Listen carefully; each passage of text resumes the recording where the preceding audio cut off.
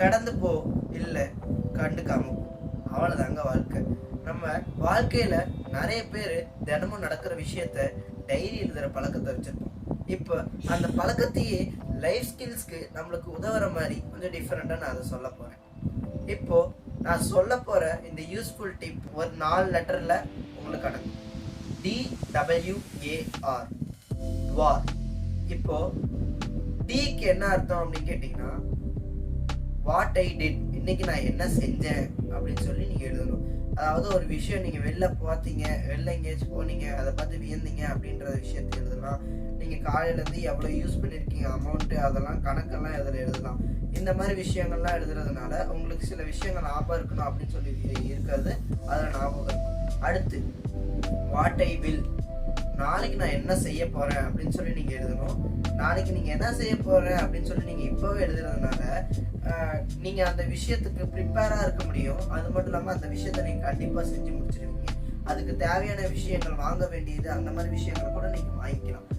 இப்போ உதாரணத்துக்கு பார்த்தீங்கன்னா, நாளைக்கு நான் அந்த அசைன்மெண்ட் முடிச்சிடுவேன், அந்த ப்ராஜெக்ட் முடிச்சிடுவேன்னா அதுக்கான தேவையான பொருட்களை நீங்கள் இன்றைக்கே வாங்கிடுவீங்க. அதனால நீங்கள் அந்த விஷயத்த வாட் ஐ வில் அப்படின்ற இடத்துல நீங்கள் உங்கள் டைரியில் எழுதணும். நெக்ஸ்ட் அச்சீவ்மெண்ட் ஆஃப் த டே. இப்போ இன்னைக்கு இந்த நாள் நீங்க செஞ்சதுலேயே எது உருப்படியான விஷயம் அப்படின்னு சொல்லி நினைக்கிறீங்களோ, எது நல்ல விஷயம் அப்படின்னு நினைக்கிறீங்களோ அதை நீங்க அதில் எழுதலாம். இப்போ ஒரு விஷயம் செஞ்சேன், அது எனக்கு ப்ராஃபிட்டா இருந்துச்சு. இப்போ நான் படித்தேன், அது எனக்கு ப்ராஃபிட்டா இருந்துச்சு. டிவி ஃபோன் எதுவுமே பார்க்கல, நான் படிச்சுக்கிட்டே தான் இருந்தேன், அதனால எனக்கு மார்க் இன்க்ரீஸ் ஆச்சு அப்படின்னு சொல்லி நீங்க நினைச்சீங்கன்னா அது நீங்க அதில் எழுதலாம்.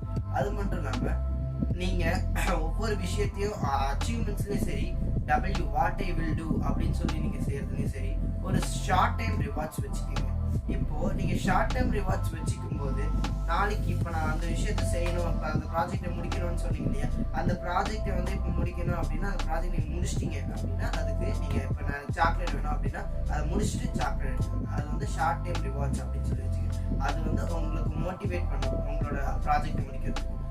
அப்புறம் ரிக்ரெட் ஆர், இன்னைக்கு நீங்க செஞ்சதுலயே எது தேவையில்லாத விஷயம், இந்த மாதிரிலாம் செஞ்சிருக்க வேணாம், எதுக்கு இந்த மாதிரி செஞ்சிருப்போம், அந்த மாதிரிலாம் விஷயங்கள் இருந்துச்சுன்னா அதுல நீங்க எழுதிக்கலாம்.